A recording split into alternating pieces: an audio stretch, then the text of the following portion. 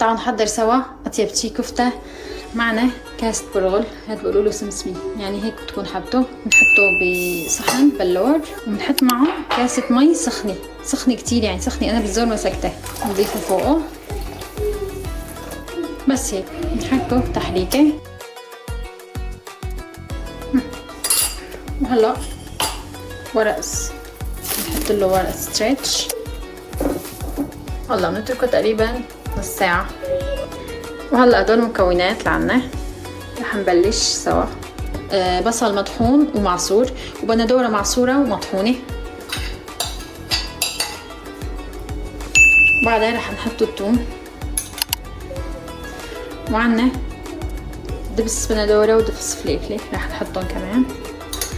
ملح معلقة، عنا كمون وبهار ابيض وفليفله مطحونه حده وسماق. السماق كتير كتير ضروري لهالوصفه.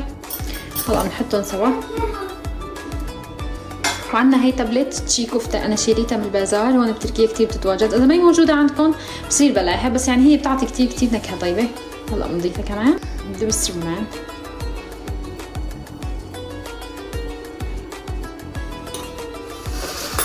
مثل ما شايفين قدامكم. هلا بقى بضل عنا نحركه.